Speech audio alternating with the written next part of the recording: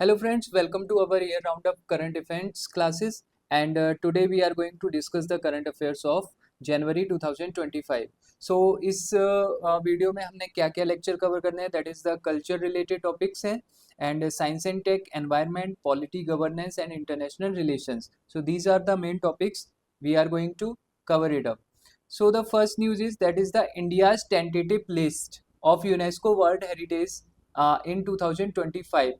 India ने एक tentative list भेजी है. This is the list that is proposed कि उनको वर्ल्ड हेरिटेज साइट में लिस्ट किया जाए. That is the send in the 2025. So देखते हैं कि टेंटेटिव लिस्ट क्या होती है. Tentative list is the inventory property of a country believes deserve to be a world heritage site. जैसे कि मैं बार बार बोल रहा हूँ, इट इज अ प्रपोज्ड.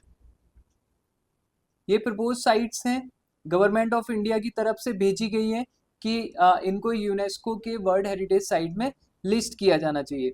इसका प्रोसेस क्या है एक बार देख लेते हैं.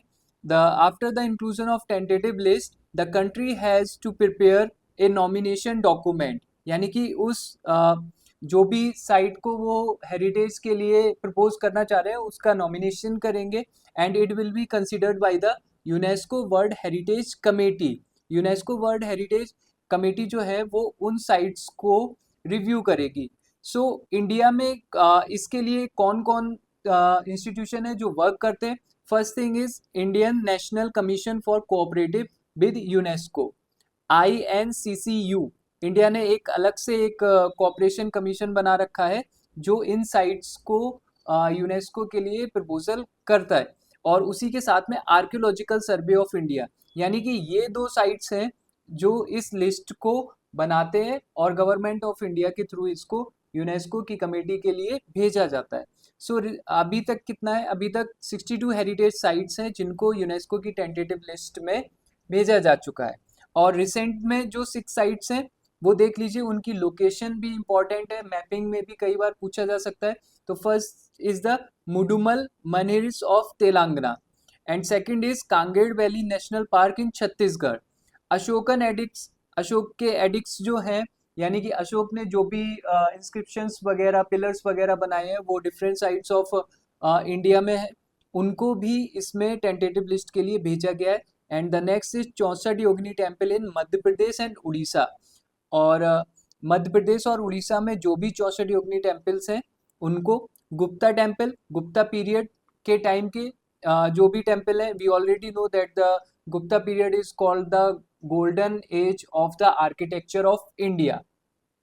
सो ऑब्वियसली है कि उस समय के टेम्पल्स बहुत ही ज़्यादा हेरिटेज रिच हैं. एंड द पैलेस एक इसमें भेजा गया है, palace fortresses of Bundela in Madhya Pradesh and Uttar Pradesh. Bundela we already know that it is a warrior community जो मध्य प्रदेश और उत्तर प्रदेश में थे. सो एक बार देखते हैं what are the UNESCO world heritage sites. World heritage sites का जो आइडेंटिफिकेशन है वो किस हिसाब से भेजा जाता है. So world heritage site is a location recognised by the UNESCO and for its outstanding universal value. यानी कि वो बहुत ही आउटस्टैंडिंग होना चाहिए. लाइक फ्रॉम द, अगर मैं बात करूं कि अगर पैलेस है तो उसका स्ट्रक्चरल वैल्यूज होनी चाहिए, उसका आर्ट एंड कल्चर इतना रिच होना चाहिए. उसके बिहाफ पे किसी भी साइट को वर्ल्ड हेरिटेज साइट आइडेंटिफाई किया जाता है. And it is guided by the convention concerning protection of world cultural and natural heritage, that is the world heritage convention. World heritage convention के थ्रू इसको रखा गया था. सो कैटेगरी देखते हैं. कैटेगरी जो वर्ल्ड हेरिटेज साइट्स होती हैं उनकी 3 कैटेगरी हैं. First thing is the cultural, जिसमें पैलेसेस आ जाते हैं, कल्चर आ जाता है, लाइक डांस आ जाता है, ये सब कल्चरल में है. Natural heritage, natural heritage that is related with the nature. Like अगर मैं बात करूँ तो वेस्टर्न घाट हो गया. और उसी के साथ mixed heritage culture. Mixed heritage culture में नेचुरल और कल्चरल दोनों आते हैं. मिक्स्ड में मैं एक एग्जांपल दूं, that is the Kaziranga national park. Kaziranga national park जिसको मिक्स्ड हेरिटेज साइट में रखा गया है. क्राइटेरिया देखते हैं कि सिलेक्शन का क्राइटेरिया क्या है. First thing is represent human creative genius. Like अगर मैं एग्जांपल दूं आपको आगरा के ताजमहल का, तो it is very unique in the world, कि हाँ उसका आर्ट एंड कल्चर, उसका स्कल्पचर बहुत ही यूनिक है। शोकेस कल्चरल और हिस्टोरिकल सिग्निफिकेंस, हिस्टोरिकल सिग्निफिकेंस भी होनी चाहिए, इंपॉर्टेंस भी होनी चाहिए, exemplify architecture, ecological geological importance होना चाहिए, और contain exceptional natural beauty and biodiversity. ये सारी चीजें हैं जिनके बेसिस पर वर्ल्ड हेरिटेज कमेटी जो है वो रिकमेंड कर सकती है कि उसका identification as a world heritage site किया जाए। अदर कंसिडरेशन क्या है, that is the protection, management, authenticity and integrity of properties, उसके बिहाफ पर भी किया जाता है। वर्ल्ड हेरिटेज कन्वेंशन कब हुआ, that is adopted by the 1972 by the general conference of UNESCO. UNESCO की जनरल कॉन्फ्रेंस में, दैट इज द 1972। अगर मैं इसको याद करने का तरीका बताऊं तो आप देख सकते हैं कि 1971 में रामसर कन्वेंशन हुआ, रामसर कन्वेंशन, और उसके बाद 1972 में आप इसको लिख सकते हैं, that is the world heritage convention. ये दो पॉइंट्स हैं, वी ऑलरेडी नो कि रामसर कन्वेंशन क्या था, and it came into effect in 1975, और वहां से वर्ल्ड हेरिटेज लिस्ट रिलीज की जाने लगी। वर्ल्ड हेरिटेज कमेटी के बारे में देखते हैं, that is constituted by on the basis of convention of UNESCO, the list of world heritage danger in and world heritage fund, यानी कि इस कन्वेंशन के थ्रू दो लिस्ट रिलीज की गई, that is the world heritage danger and world heritage fund भी establish किया गया। सो इंडिया ने कब इसको रेटिफाई किया, India ratified the convention in 1977, यानी कि अप्रोक्स 5 years बाद जब जनरल कॉन्फ्रेंस ने हेरिटेज कन्वेंशन अडॉप्ट किया, उसके 5 years बाद इंडिया ने भी उसका रेटिफिकेशन कर दिया। So UNESCO world heritage committee, that is, इसका कंपोजिशन देख लेते हैं क्या है। Member selected from the amongst 196 state parties. So India is a currently member, यानी कि जो वर्ल्ड यूनेस्को की वर्ल्ड हेरिटेज कमेटी है वो अपने 196 मेंबर्स में से ही कमेटी के पर्सन्स का इलेक्शन करती है। टर्म ऑफ ऑफिस क्या होता है, that is the 6 year, and most state parties voluntarily choose to member only for 4 years, यानी कि कुछ कंट्रीज ऐसी भी है जो अपने मेंबर्स को सिर्फ 4 ईयर के टेन्योर के लिए ही अपॉइंट करती है। फंक्शंस क्या क्या है, it meet at least once in a year, so इसकी मीटिंग साल में एक बार होती है, टू डेलिब्रेट एडिशन, रिमूवल और modification of items on WHS list, यानी कि वर्ल्ड हेरिटेज साइट। तो इसमें एक पॉइंट आपको याद करने के लिए जो प्रीलिम्स के पॉइंट ऑफ व्यू से इंपॉर्टेंट है, that is the removal and also the addition, यानी कि ये एडिशन तो कर रहे हैं और उसके साथ रिमूवल भी कर सकते हैं। सो प्रीलिम्स के, अगर मैं प्रीलिम्स के टाइप की बात करूं तो क्वेश्चन में कई बार ये आपसे पूछा जा सकता है कि in the world heritage convention अगर कोई एक साइट एक बार लिस्ट की जाती है, उसके बाद उसका रिमूवल नहीं किया जा सकता, यानी कि ये पॉइंट गलत होगा। इसमें एडिशन भी कर सकते हैं और रिमूवल भी कर सकते हैं और मॉडिफिकेशन भी अलाउड है। It also perform regular audits of designated sites and remove a property from list outstanding universal value is lost, और अगर वो डिस्ट्रॉय हो जाती है, जैसे अगर मैं बात करूं कि सीरिया में जो वॉर हुआ उसके थ्रू कुछ हेरिटेज साइट्स को डिस्ट्रॉय कर दिया, यानी कि उसको डिस्ट्रॉय कर दिया गया, तो फिर उसका रिमूवल भी किया गया है। एंड इंडिया ने इससे पहले जो कन्वेंशन को होस्ट किया था, that is the 46 world heritage committee meeting in July 2024 in new Delhi. Organise किसने किया इसको, that is the archaeological survey of India on the behalf of ministry of culture.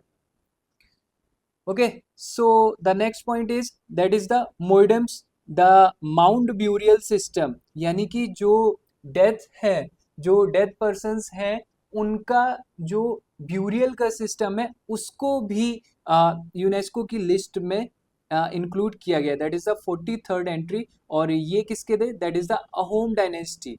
Ahom dynasty का जो माउंट ब्यूरियल सिस्टम है, यानी कि उनकी जो दफनाने का सिस्टम है, उसको भी वर्ल्ड हेरिटेज लिस्ट में किया गया है. So it is a cultural list, it is under the cultural list. यानी कि इंडिया की 43rd एंट्री जो है वो कौन सी है? होम डायनेस्टी का mount burial system. World heritage fund के बारे में देख लेते हैं. It was establish under 1977 by world heritage committee. Resources ये कहाँ से कंट्रीब्यूट कर रहे हैं? That is from the state parties, voluntary contributions by government, foundations, private sector और पब्लिक. ये सारी चीज़ें जो है वहाँ से ये अपने फंड्स का जनरेशन करते हैं. सो वर्ल्ड हेरिटेज साइट्स मैंने यहाँ पे दिए हैं. जो भी इम्पोर्टेंट साइट्स हैं उसको आप एक बार देख लीजिए. और आपके लिए बहुत इंपॉर्टेंट है उनकी लोकेशन. तो इसको लोकेशन वाइज अगर आप अपने मैप पे मार्क करते हैं तो आपके लिए ईजी रहेगा कि हाँ कौन कौन सी साइट्स हैं. जैसे मैंने आपको बताया कि मिक्स्ड के लिए कंचनजंगा नेशनल पार्क को 2016 में रखा गया. That is also the important one. कई बार ये यूपीएससी में भी पूछा जा चुका है और स्टेट प्रीलिम्स एग्जाम में भी पूछा जा चुका है. सो एक बार देखते हैं जो छः प्लेसेस जो इंक्लूड करने के लिए टेंटेटिव लिस्ट में डाले गए उनके बारे में देख लेते हैं. The first is Ashokan addicts. Ashok के जो इंस्क्रिप्शंस हैं वो मैंने यहाँ पर मैप दिया हुआ है. मैप में आप देख सकते हैं कि ये अशोकन के इंस्क्रिप्शंस हैं पूरे इंडिया में कहाँ कहाँ फैले हुए हैं. इसको मैंने 3 पार्ट में डिवाइड किया है. That is the major rock edicts, minor rock edicts and pillar inscription. So major rock edicts को आप एक बार देख लीजिए क्योंकि ये कई बार पूछे गए हैं कि किस एडिक्ट में अशोका ने क्या क्या लिखा था. सो इसमें मैं कुछ इंपॉर्टेंट बता देता हूँ. Just like the fifth one, it declares every human is my child. यानी कि धम्मा धम्मा के बारे में जो बात करी है वो अशोक के 5th एडिक्ट में बात की है. And the 8th one is Ashoka's first Dhamma Yatra to बोध गया. अशोका ने पहली धर्म की यात्रा कहाँ पे करी? बोध गया में. और इसके बारे में कहाँ पर दिया गया है? 8th एडिक्ट में. And it is also the important that is the mention of dissemination of inscriptions across the empire. It is in the 14th.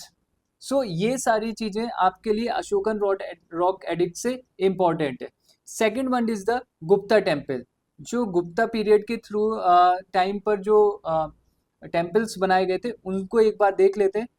Gupta Empire was during the 320 BC to 550 CE. So it is called the Golden Age. मैंने आपको पहले ही बताया. Structure combine the elements of Nagara style, that is the North Indian, and Dravid style, South Indian. So यहाँ पे दो चीज़ों का आप blend देख सकते हैं कि उनके कुछ टेम्पल नागर स्टाइल जो नॉर्थ इंडिया में बनाए जाते थे, टेम्पल आर्किटेक्चर उनका नागर स्टाइल था. और जो साउथ इंडिया में बनाया जाता था that is the Dravida architecture style. एक बार ये देख लेते हैं. दशावतार टेम्पल देवगढ़ उत्तर प्रदेश में लोकेटेड है. इस टेम्पल को नियरली 6th सेंचुरी में बनाया गया था. And it is situated in the bank of Betwa river and it which encircle from 3 sides. So it is for the lord Vishnu इसमें दिया गया है. And also the pointed shikhara that is the this part. This is the shikhara symbolizing Mount Meru. So it is a tall craving Latina and रेखा परिषद type of शिखर. यानी कि इस पे inscriptions भी बने हुए हैं. So this is the style. आप इसको एक बार देख लीजिए अच्छे से. And the next one is the Bhitargaon temple in Kanpur. So it is a east facing terraced brick temple build in the 5th century. Feature क्या है इसका? Brick engineering. यानी कि ये ईंटों से बना है. एडॉप्टेड अ सेक्रेड ज्योमेट्री के बेसिस पर इसका स्ट्रक्चर इंजीनियर किया गया है. And the next is Nachna temple in Panna. Mahabodhi temple we already know in Bodh Gaya Bihar. And other कुछ इंपॉर्टेंट मैंने दिए कहाँ कहाँ पर गुप्ता टेम्पल है. That is in Madhya Pradesh, Bihar, Uttar Pradesh and Rajasthan. So these are some important Gupta temples जो काफ़ी आर्किटेक्चर रिच हैं. And next one is the Mudumal menhirs of Telangana. It is a most expensive and impeccably preserve megalith astronomical observer site. यानी कि ये megalith site है. यानी कि ancient period की एक साइट है. And it is called the India's most expensive and impeccable. And it is time period इसका क्या है 3500 से 4000 ईयर्स ओल्ड है ये। और लोकेशन क्या है इसकी near the bank of Krishna river in Telangana, यानी कि तेलंगाना में ये लोग पाई गई है। Consider the largest megalith burial site, it is a burial site in south India. So it is also a fact कि लार्जेस्ट मेगालिथ ब्यूरियल साइट कहाँ पर मिली साउथ इंडिया की, that is in Telangana and it is named as Mudumal menhirs of Telangana. So megalith sites क्या है, megaliths are the large stone structures, ये stone structures होते हैं often use as burial sites और commemorative memorials dating back to prehistoric cultures like menhirs and dolems. So the construction of this site structure took place mainly in the Neolithic and also Chalcolithic, Bronze Age और Iron Age तक इसका continuation चला। So this is a megalith site. Megalith site का main focus होता है कि जो burial sites है उनको रखा गया है इसमें। मैंने यहाँ पर कुछ मेगालिथ साइट्स के मैपिंग भी की है, आप एक बार इसको देख लीजिए। And the fourth one is the 64 Yogini temple. 64 Yogini temple India के किस किस स्टेट्स में है? First one is Madhya Pradesh, Uttar Pradesh, Tamil Nadu and Orissa. So 64 Yogini temples को भी टेंटेटिव लिस्ट में भेजा गया है। अगर आप 64 योगिनी टेम्पल मध्य प्रदेश का देखेंगे तो आपको ये स्ट्रक्चर कुछ ओल्ड पार्लियामेंट्री सिस्टम जैसा लग रहा होगा। So this is a kind of structure. So it is a circular temple constructed by Maharaj Devpal during the 1323 AD में कंस्ट्रक्ट किया and it use the local sandstone, यानी कि जो आसपास एरिया में मिलने वाली सैंडस्टोन है उससे इनका इंस्क्रिप्शन और इनको बनाया गया है। So it is inspired the design of old Indian parliament, जैसे कि मैंने बताया।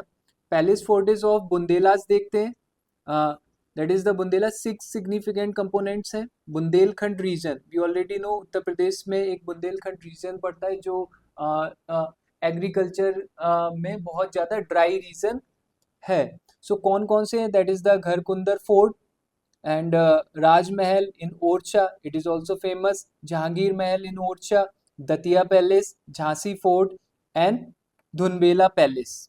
सो these are the palaces and the six one is the Kangar Valley National Park, that is in the Chhattisgarh. So located in the part of Deccan Peninsula, Eastern Highlands पे located है and it was designated as national park in 1982 में इसको national park का status मिला under the Wildlife Protection Act 1972। इसके features क्या क्या है? major rivers कौन कौन सी है? that is the Kangar River। so ये prelims का fact हो जाएगा आपके लिए। Kangar River and located on the banks of Kolaba River, a tributary of Godavari। We already know कि geographical point of view से आपसे rivers और उसकी tributaries के बारे में पूछा जाता है। So Colaba river is the tributary of Godavari. इसकी topography भी diverse है। geographical features देख लेते हैं कि यहाँ पर karst topography मिलती है, that is the subterranean, it is a underground। So it is underground structure, यानी कि एक गुफा में बना हुआ स्ट्रक्चर होता है, just like these are the limestone. So ये लाइमस्टोन इस तरीके के लीचिंग के थ्रू बन जाता है। This is called the karst topography. So it is home of exceptional 3 caves, Kutumbsar, Kailash and Dandar, which are famously for their amazing geological structure. ये stalactites और स्टेलमाइट्स से बनी होती है। So let's move to the next news. Next news is the Bihari culture performance of Geet Gavai. Geet Gavai is the regional,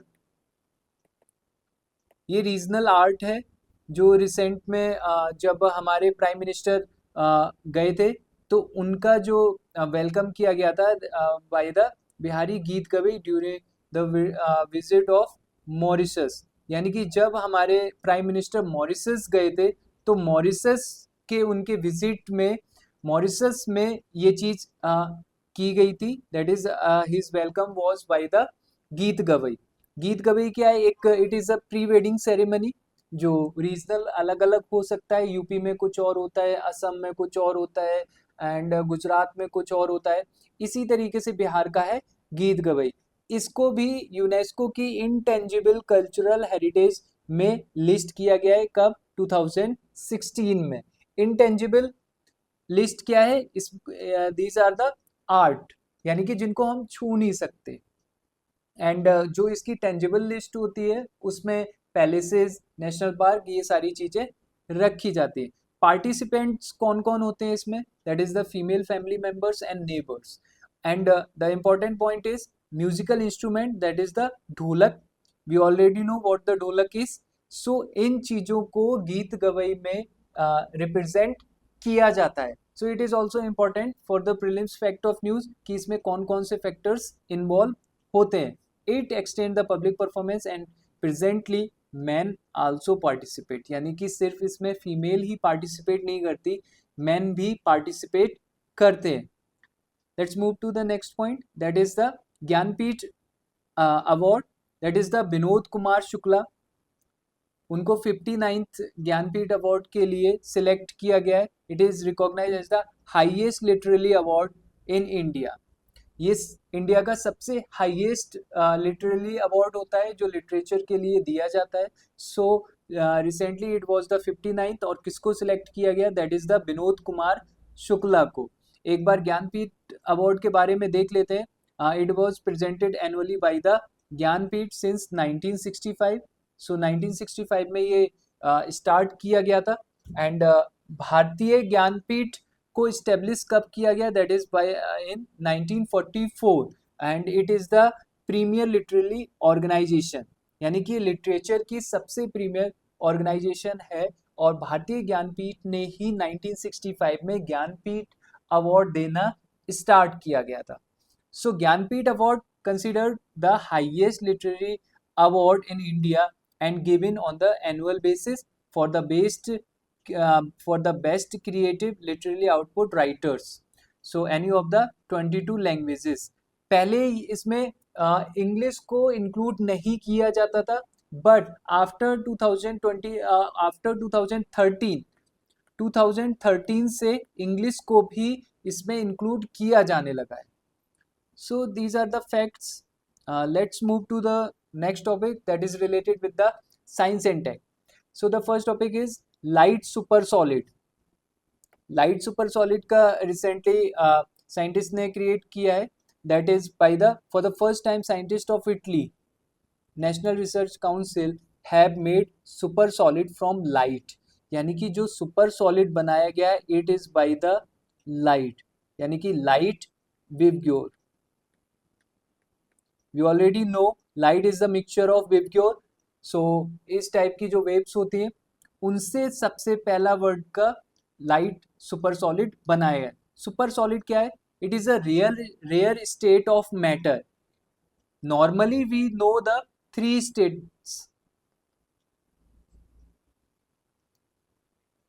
states of matter. क्या क्या होती है, that is the solid, liquid and the third one is the gas. So इसके बाद एक और recently invention में क्या आया, that is the plasma. And इसके बाद जो रिसेंटली आया that is the super solid. So basically हम तीन को ही कंसीडर करते हैं, ये दो चीजें न्यूली इन्वेंटेड है, plasma and super solid. So exhibit in the both solid and structure frictionless flow, यानी कि वो सॉलिड भी है। वी ऑलरेडी नो कि जो भी सॉलिड मटेरियल्स होते हैं उनमें फ्रिक्शन सबसे ज़्यादा होता है, बट जो आपका सुपर सॉलिड है उसकी ये प्रॉपर्टी है कि वो सॉलिड भी है और उसमें फ्रिक्शन भी नहीं है। सो it is having a different property. So it is defined by the quantum mechanism where particles condense into orderly crystalline solid but also move like a liquid, इसलिए इसको सुपर सॉलिड बोला गया, यानी कि ये प्लाज्मा स्टेज से एक step आगे है। इसमें क्या किया गया है, इसमें जो पार्टिकल्स हैं किसी भी ऑब्जेक्ट के उसको क्रिस्टलाइन सॉलिड किया गया है, बट जो लिक्विड की तरीके से मूव करते हैं, यानी कि दैट हैज नो विस्कोसिटी, दस zero friction exist in their movement. यानी कि अगर आप देखेंगे, अगर आप सुपर हीरोज और साइंस फिक्शन नॉवेल्स या मूवीज देखते हैं तो उसमें आप देखेंगे कि कई बार ये होता है कि हाँ बॉडी में कोई भी पार्ट कट जाता है तो वो आपस में जुड़ जाता है। सो इस तरीके का ये एक पार्टिकल है। इनिशियली रिसर्च इसकी 1960 में स्टार्ट हुई थी एंड 2017 में इसको बोस आइंस्टीन कंडेंसेट के थ्रू डेमोन्स्ट्रेट किया गया था। So it was first demonstrated in 2017 and super liquid required extremely low temperature. इसके लिए सबसे लो टेम्परेचर की रिक्वायरमेंट होती है, that is the 0 degree Kelvin और -273.5 degree where quantum effects appear. यानी कि किसी भी सब्सटेंस का अगर हम सुपर सॉलिड बना रहे हैं तो उसके लिए हमें एक्सट्रीमली लो टेम्परेचर की रिक्वायरमेंट होगी। So at this temperature atoms have minimal energy and matter behaves in unusual ways। जब एटम्स के बीच में मिनिमल एनर्जी होगी, सो वी ऑलरेडी नो कि एटम्स में एनर्जी होती है और अगर वो बिल्कुल जीरो पर पहुंच जाएगी, अप्रोक्स टू जीरो होगी, तो उसमें एक अनयूजुअल वे स्टार्ट हो जाता है, यानी कि वो एक दूसरे की तरफ अट्रैक्ट या रिपेल नहीं करते। So it is considered at the fifth state of matter, जैसा कि मैंने अभी आपको बताया था, and also terms as BeCS। So scientist के पास अभी प्रॉब्लम ये आ रही है, scientist can not reach absolute zero exactly, they can get extreme close in laboratory condition. यानी कि लेबोरेटरी कंडीशन है वो उसके जो टेम्परेचर को है, यानी कि जो low temperature, lowest of the lowest temperature तक पहुंच गए हैं, जिससे उनकी एनर्जी जो है एटम्स की वो मिनिमल हो गई है, बट अभी तक जीरो नहीं हुई है, तो इस पे वो काम कर रहे हैं। सिग्निफिकेंस क्या क्या हो सकते हैं इसके?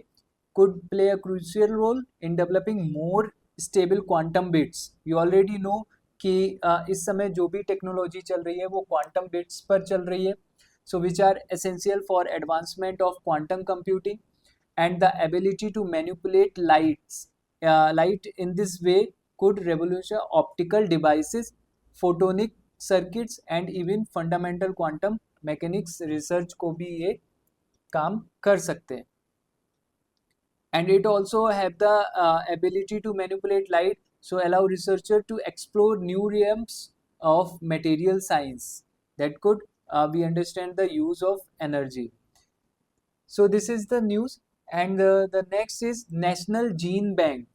जीन बैंक के बारे में एक बार देख लेते हैं। That is the union government ने अनाउंस किया है establishment of the second national gene bank to conserve 10 lakh crop germplasm ensure future good and nutritional security. We already know that is the पहले भी एक जीन बैंक है, so this one is the second gene bank, national gene bank.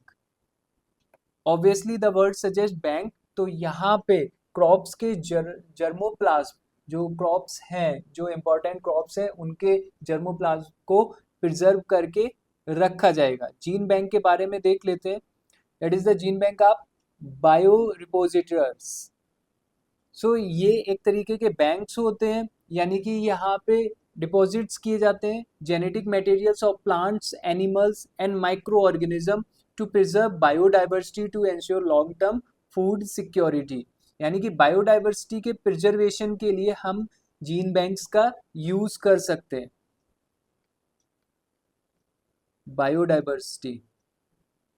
Biodiversity के preservation के लिए gene bank का use किया जा सकता है। टाइप्स देख लेते हैं। That is the seed bank and also the field gene banks and Cairo preserve banks and pollen and DNA bank. ये सारे जो हैं वो जीन बैंक के अंडर में आते हैं। इंडिया में कौन कौन से हैं? That is the animal gene bank कहाँ पर बना हुआ है? That is the national bureau of animal genetic resource in Haryana. And also the microbial gene bank कहाँ पर है? दैट इज इन द उत्तर प्रदेश। यानी कि 2 एनिमल जीन बैंक पहले से ही इंडिया के पास है।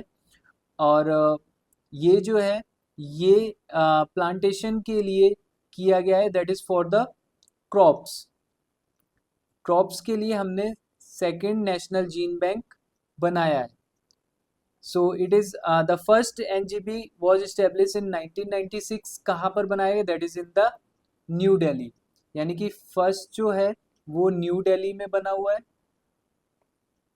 एंड सेकंड जो है वो गवर्नमेंट ने अभी अनाउंस कर दिया है. So let's move to the next point, that is the MeitY launch multiple initiative to boost AI ecosystem. AI पर हम एक बार पहले और भी अपना टॉपिक कवर कर चुके हैं. सो देख लेते हैं इंडिया एआई मिशन के बारे में. इंडिया एआई मिशन जो है वो रिसेंटली अपनी एनिवर्सरी सेलिब्रेट कर रहा है. कौन कौन से इनिशिएटिव्स हैं जो इंडिया ने लॉन्च किए? The first is the AI कोश. एआई कोश क्या है? It is repository data set, AI models and use cases with the AI sandbox capabilities. ये एक डेटा सेट का प्लेटफॉर्म इंडिया ने बनाया है कि जहां पर डेटा सेट्स को हम एज अ बैंक डिपॉजिट कर सकते हैं. इंडिया एआई कंप्यूट पोर्टल भी बनाया इंडिया ने, that provides the subsidized AI compute storage and network services to access 10,000 plus graphic processing units. GPUs का यूज करते हैं. GPU क्या है? GPU is a circuit that perform mathematical calculation to process graphics and videos. यानी graphics और video को बनाने के लिए हम GPUs का यूज करते हैं. तो इस तरीके के लिए जो भी पोर्टल है वो इंडिया ने इंडिया एआई कंप्यूट पोर्टल में रखा हुआ है. इसी के साथ that is next one is the AI competency framework. It equips the public sector officials with AI skill. ये पब्लिक सेक्टर ऑफिशियल्स के लिए बनाया गया है. And I got AI, that is for the government official, that is the Karmayogi platform. Karmayogi platform is for the civil services. Civil services personnel जो होंगे और जो गवर्नमेंट ऑफिशियल्स होंगे उनके लिए ये एक बनाया गया है कि हाँ वहाँ पर वो एआई से रिलेटेड या जो भी अपग्रेडेड टेक्नोलॉजी है उसके बारे में स्टडी कर सकते हैं. अदर इनिशिएटिव्स क्या क्या है? India AI startup global acceleration programme बनाया है. इंडिया एआई इनोवेशन चैलेंज चलाया है. And India AI future skill fellowship programmes भी चलाया गया है. इंडिया एआई मिशन के बारे में देख लेते हैं. It was launch in March 2024, जिसका बजट एलोकेशन है 10,371.92 crore rupees. And it is foster to AI innovation through public private partnership, यानी कि ये पीपीपी मॉडल पे बेस्ड है. And to advance the AI infrastructure. And it will be achieved by democratisation, public access, providing startup risk capital, ensuring socially impactful AI project and bolstering ethical AI. So ये India का AI mission है जिसके under हमने AI से related जो भी innovations हैं वो किए. और इसकी जो अम्ब्रेला मिनिस्ट्री है that is the ministry of electronics and information and technology. Implementing agency क्या है? That is the India AI independent business division under the digital India corporation के अंडर में ये इम्प्लीमेंट किया जा रहा है. The next news is the north India's first nuclear power project. तो नॉर्थ इंडिया का पहला न्यूक्लियर पावर प्रोजेक्ट बन रहा है. कहाँ पर बन रहा है? It will B establish in Gorakhpur in Haryana. So don't be get confuse. एक गोरखपुर उत्तर प्रदेश में भी है एंड एक गोरखपुर हरियाणा में है. तो it is from the Haryana. Gorakhpur project consist of 2 twin units और जिसमें प्रेशराइज्ड हैवी वाटर रिएक्टर का यूज़ किया जा रहा है. जो न्यूक्लियर पावर प्रोजेक्ट्स हैं उनके बारे में हम नेक्स्ट कभी एनालाइज करेंगे जब कोई इंपॉर्टेंट न्यूज़ आएगी. तो इसमें प्रेशराइज हैवी वाटर होता है और हैवी वाटर होता है तो फास्ट ब्रीडिंग रिएक्टर होता है. ये 3-4 तरीके के रिएक्टर हैं जिसका बाइफरकेशन मैं दे दूंगा, आपको क्लियर हो जाएगा. एक बार सिंपल टर्म्स में बता देता हूँ कि प्रेशराइज हैवी वाटर रिएक्टर क्या है. ये हैवी वाटर का यूज़ करता है, that is the D2O. Heavy water भी ऑलरेडी नो कि D2O होता है. एंड ड्यूटीरियम यूज़ होता है इसमें. Deuterium is the substituent of hydrogen. So hydrogen का सब्स्टिट्यूएंट होता है ड्यूटीरियम और जिससे हैवी वाटर बनता है. इसमें क्या कर रहे हैं? कूलेंट और मॉडरेटर दोनों में ही ड्यूटीरियम का यूज़ कर रहे हैं with natural uranium as a fuel. और फ्यूल में किसका यूज़ कर रहे हैं? यूरेनियम का. Heavy water is a water that contain heavy hydrogen also known as deuterium in the place of regular hydrogen. मैंने आपको पहले ही बताया कि ये हाइड्रोजन का सब्स्टिट्यूएंट होता है ड्यूटीरियम, उसका यूज करते हैं। Heavy water is use because it slow down neutrons. So we already know कि जब न्यूक्लियर सब्सटेंस पर हम न्यूट्रॉन्स को गिराते हैं तो ये पार्टिकल एनर्जी जनरेट करते हैं, यानी कि इनमें एक्सप्लोजन होता है। एक्सप्लोजन होने से जो एनर्जी बनती है, एनर्जी रिलीज होती है, जो एनर्जी रिलीज हुई उसको हम as a source of energy use करते हैं। सो हैवी वाटर, क्योंकि we already know it is a nuclear fission process है ये, ठीक है। न्यूक्लियर फिजन की वजह से ये कॉन्टिन्यूअस प्रोसेस हो जाती है।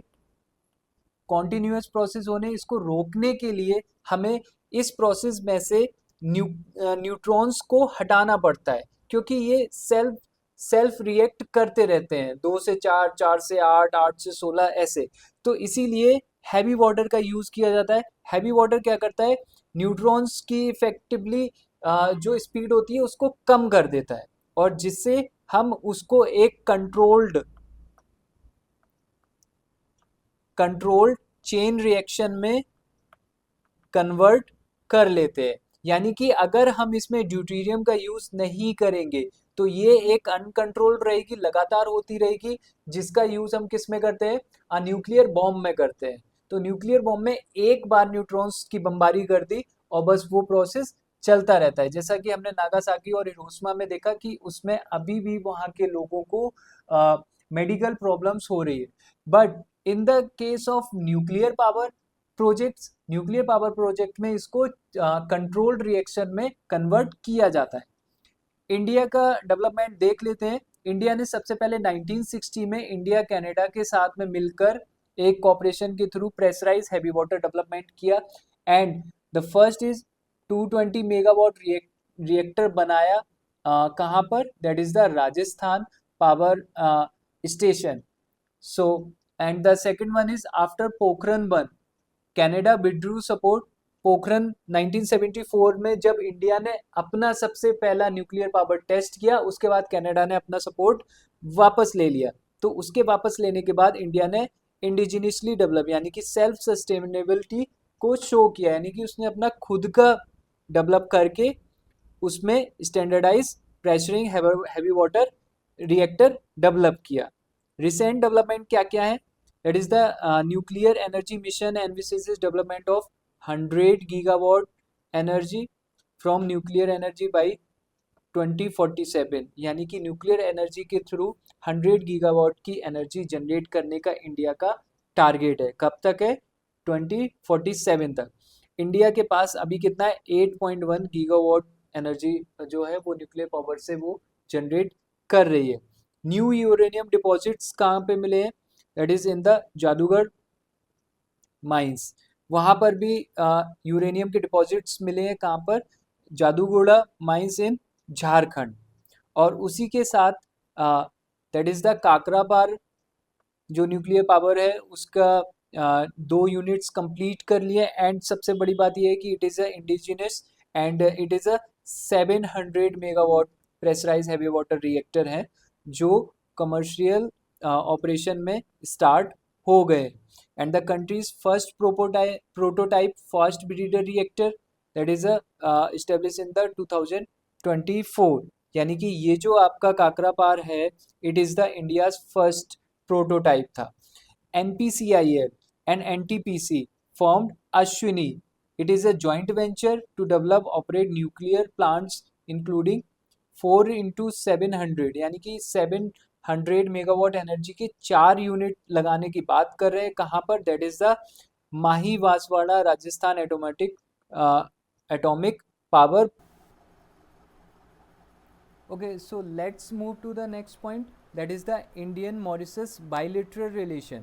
इंडियन मॉरिशस के बायलेटरल रिलेशन को देखते हैं। इस न्यूज़ को देखने से पहले एक बार देख लेते हैं कि मॉरिशस की लोकेशन क्या है। लोकेशन ये है मॉरिशस की, यानी कि ये इंडियन ओशन रीजन में मेडागास्कर, जो ये मेडागास्कर है इसके पास पड़ रहा है। एंड जो इसकी कैपिटल है that is the port Louis. So एक बार देखते हैं कि क्या है। India and Mauritius elevated ties enhance strategic partnership during the prime minister's visit, यानी कि हमारे प्राइम मिनिस्टर में रिसेंट में मॉरिशस विजिट किया है। सो देखते हैं क्या क्या है। महासागर, गवर्नमेंट ऑफ इंडिया ने अनाउंस किया it is a new vision for global south, यानी कि जो साउथ की टेरिटरीज है उसके लिए Mahasagar that is the mutual and holistic advancement for security and growth across regions, यानी कि इन एरियाज़ में जो भी ये आइलैंड नेशंस पढ़ रहे हैं, इन एरियाज़ में सिक्योरिटी के लिए गवर्नमेंट ऑफ इंडिया ने एक इनिशिएटिव स्टार्ट किया that is the Mahasagar. A navigational chart of saint Brandon island also hand over, यानी कि एक आइलैंड है that is the saint Brandon island, वो भी मॉरिशस को हैंड ओवर किया गया है। सिग्निफिकेंस देखते हैं क्या क्या है। India establish diplomatic relation with Mauritius in 1948, यानी कि सिंस इंडिपेंडेंस हमारे मॉरिशस के साथ में रिलेशन बने हुए हैं। और मॉरिशस की सिग्निफिकेंस क्या है, आप देख सकते हैं कि ये इंडियन ओशन रीजन में पड़ रहा है, यानी कि ये एक स्ट्रेटेजिक जियोपॉलिटिकल लोकेशन है। कि अगर मैं बात करूं कि अगर मॉरिशस का सपोर्ट रहता है तो मॉरिशस के थ्रू अफ्रीका और इंडियन सब कॉन्टिनेंट और उसके साथ अदर रीजन्स जो हैं वहाँ पर भी नज़र रखी जा सकती है। सो मॉरिशस की लोकेशन देखते हैं, it is in the western Indian Ocean, यानी कि western part of the Indian Ocean में है। And India's maritime and regional security specially amid of China's rising influence, China बराबर यहाँ पे इन्फ्लुएंस कर रहा है। And India it help India to tackle piracy, terrorism, trafficking and illegal fishing में भी ये लोकेशन इंडिया को हेल्प करती है। जियोपॉलिटिकल इंपॉर्टेंस मैंने आपको थोड़ी सी बताई है, बट और भी देख लेते हैं क्या क्या है। Known as the star and key of Indian Ocean, यानी कि एक स्ट्रेटेजिक लोकेशन है। And it is at the heart of growing global interest from China, Europe, Gulf nation and others, यानी कि ये कंट्रीज़ जो हैं उनके लिए ये बहुत ही ज़्यादा इम्पॉर्टेंट है। And China is also established in the, एक बेस बनाए in the Djibouti, so made the which has made Mauritius as strategic hot spot, यानी कि जिबूती की अगर मैं बात करूँ so that is the reason of the Djibouti, यहाँ पर चाइना ने अपना एक बेस बनाया हुआ है। मैरीटाइम सिक्योरिटी पार्टनर है ये इंडिया का। सो it is a key India's effort to secure Indian Ocean region and it is a part of Colombo security conclave जो हुआ था alongside India, Sri Lanka, Maldives and Bangladesh, उसका भी ये पार्ट है। India has developed infrastructure in Mauritius, Mauritius के एक आइलैंड में इंडिया ने इंफ्रास्ट्रक्चर डेवलपमेंट भी किए है और उसके साथ एक कोस्टल रडार स्टेशन भी सेटअप किया है। And also provide access to its naval information fusion centre, जो इंडिया का नेवल इन्फ्यूज़न सेंटर है इंफॉर्मेशन से रिलेटेड, वहाँ भी ये government of India information provide करा रही है। एयर स्पेस कोऑपरेशन भी देता है। India inaugurated a new air strip, India ने एक नए एयर स्ट्रिप को भी फॉर्म किया है वहाँ पर। एंड जेटी ऑन एलेग्लेला island of Mauritius and it upgraded the existing 800 metre air strip into a full length air field, यानी कि इंडिया जो है वो इंफ्रा स्ट्रक्चरल डेवलपमेंट में भी मॉरिशस को हेल्प कर रहा है। Business and economy gateway to Africa, मैंने आपको लोकेशन बताई तो आप उसमें देख सकते हैं कि मॉरिशस और जो मिड अफ्रीकन पार्ट है वहाँ से ये कितना पास में है। And it is a part of African continental free trade area, so it will help India's की gateway for India's trade and also provide the investment in Africa. And also the India Mauritius double taxation avoidance agreement, so double taxation avoidment agreement भी government of India ने कर रखा है and it is a major route for investment to India and platform Indian business entering in Africa, यानी कि जो भी business Africa में एंटर करना चाहते हैं उसके लिए मॉरिशस एक स्ट्रेटेजिक लोकेशन प्रोवाइड कराता है। एंड 70% जो कल्चरल टाइज है, एक बार देख लेते हैं क्या है। 70% of Mauritius population is of Indian origin, यानी कि 70% जो मॉरिशस की पॉपुलेशन है वो इंडियन ओरिजिन की है। अगर मैं सिंपल टर्म्स में बात करूं तो mostly of the Mauritius population जो है वो बिहार रीजन से बिलोंग करती है। That is the legacy of Girmitiyas. It is a indentured Indian labourers, जो दोनों के बीच में एक हिस्टोरिकल बॉन्ड बनाते हैं। So these are the cultural ties and also कुछ चैलेंजेस राइज हो रहे हैं। Challenges are like trade and taxation agreement से रिलेटेड है, चाइनाज ग्रोइंग इन्फ्लुएंस है, बैलेंसिंग एथनिक इंगेजमेंट है, ड्रग ट्रैफिकिंग एक मेन इशू है and also the environmental risk. Environmental risk मैं आपको बता सकता हूँ कि जैसे आपने कुछ टाइम पहले न्यूज़ देखा होगा during the time of 2012 and 13, वो जो अमेरिका के पास एक आइलैंड है that is the Haiti. So Haiti global warming का शिकार होने वाला पहला एक तरीके से आइलैंड था, जो पूरी तरीके से जो ओशन का सी लेवल जो राइज हुआ है उसमें वो डूब गया है। सो मोस्टली जो आइलैंड नेशन होते हैं उनके सामने यही एक इशू आता है। महासागर के बारे में देख लेते हैं। It is a mutual and holistic advancement for security and growth across the region and it is the expanded version of India's Sagar policy, यानी कि जो इंडिया की सागर पॉलिसी थी दैट इज़ इन द 2015 में जो गवर्नमेंट ऑफ इंडिया की policy थी maritime policy Sagar, उसका एक अपग्रेडेड वर्जन ये है। तो देखते हैं इसमें क्या डिफरेंस है। While Sagar focused on India's immediate neighbourhood, यानी कि जो सागर पॉलिसी थी वो इंडिया के इमीडिएट नेबर, इमीडिएट नेबर की बात करूँ जैसे कि श्रीलंका, बांग्लादेश, नेपाल, ये गवर्नमेंट ऑफ इंडिया के ये इमीडिएट नेबर है। सो सागर पहले इस पर फोकस करता था, बट महासागर हैज़ अ वाइडर रीच, महासागर की वाइडर रीच है और ये पूरे ग्लोबल साउथ पर फोकस कर रहा है। SAGAR facilitated deepening maritime ties through the information exchange and coastal surveillance infrastructure development and enhancing security capabilities के लिए जैसे सागर वर्क कर रहा था उसी तरीके से महासागर का भी सेम ऑब्जेक्ट है। फोकस एरिया देखते हैं। फोकस एरिया आपको समझ में आ गए होंगे। Trade for development, mutual security, technology sharing and also the financial assistant. Initiatives क्या क्या लिए गए हैं महासागर के अंडर में, that is the Indian ocean ship Sagar that promote the maritime cooperation between the Indian Oceanic region countries and Africa India की maritime engagement भी इसके थ्रू हम चला रहे हैं। That is the Aikeyme. Aikeyme mean the unity in Sanskrit, it is a Sanskrit word. And other क्या क्या initiatives हैं, that is the Mahasagar launch by the Indian navy in 2023। Mahasagar project को कब लॉन्च किया है, in 2023, and it is having the biannual initiative, यानी कि ये बाई एनुअल इनिशिएटिव पर काम करता है। That brings together the naval leader of कौन कौन से कंट्रीज़ के, Bangladesh, Comoros, Kenya, Madagascar, Maldives, Mauritius, Mozambique, Seychelles, Sri Lanka and Tanzania.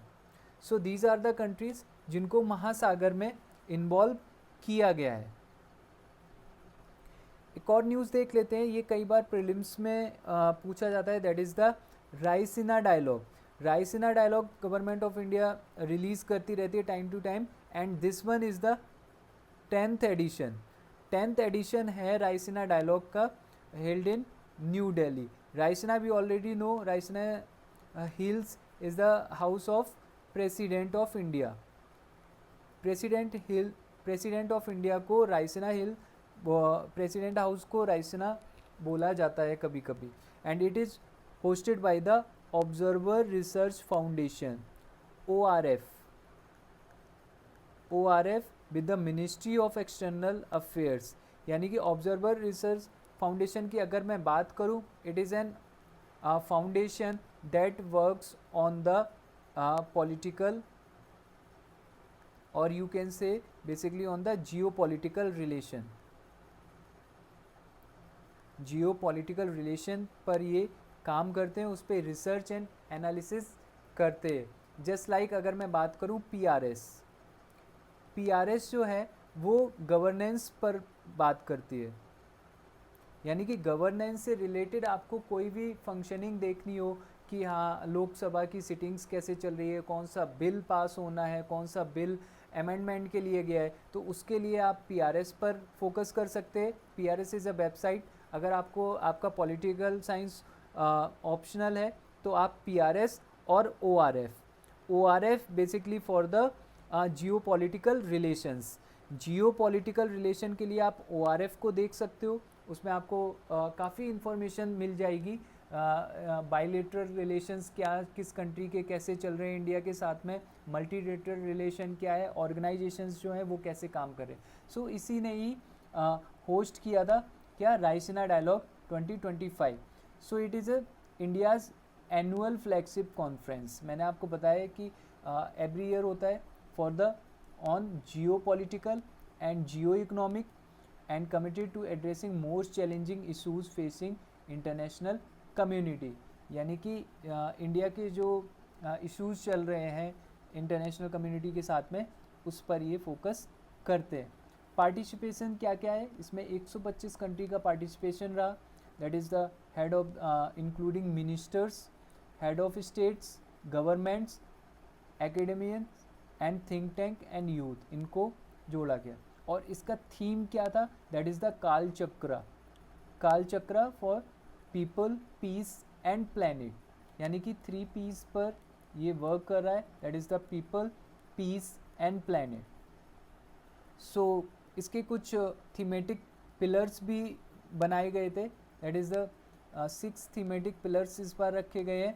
That is the green trilemma, digital planet etcetera. इसको मैंने ज़्यादा डिटेल में नहीं बताया, that is not very much important. So आपको केवल इतना याद रखना है कि इसका थीम क्या है और कितने पिलर्स हैं, और इसको किसने होस्ट किया है. Hosted by the ORF and also the ministry of external affairs. तो इतना तो आप समझ ही सकते हैं कि अगर जियोपॉलिटिकल इशूज़ की बात हो रही है तो उस पर मिनिस्ट्री ऑफ एक्सटर्नल अफेयर्स हमेशा ही इन्वॉल्व रहेगा. So these are the news for the January current events. So I hope you got the good points in that. Thank you for the class. So let's move to the next topic that is related with the environment. So first news is biofuels. Biofuels के ऊपर क्या information है, that is India emerged the world's 3rd largest biofuel producer.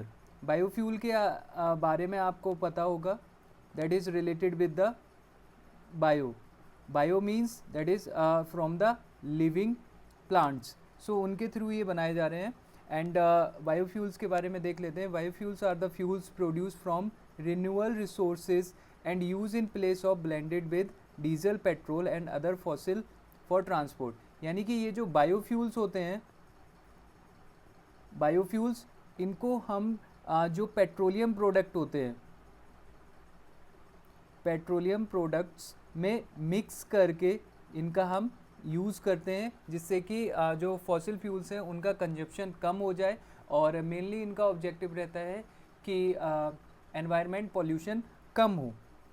सो देख लेते हैं first number पे कौन है, that is the USA and second one is the Brazil. And now India become the 3rd largest biofuel producer. And it includes, इसमें क्या क्या है, that is the ethanol and blending, biodiesel, compressed biogas and sustainable aviation fuels. इन सारी चीज़ों में biofuels mix करके use किया जा रहा है. बायोफ्यूल्स को मैंने 4 कैटेगरी में डिवाइड किया है. That is the first generation biofuels जो फूड क्रॉप से बनते हैं, that is by the jatropha. आपने जेट्रोफा के बारे में देखा होगा, बाय द जेट्रोफा, और you can say by the sugar cane.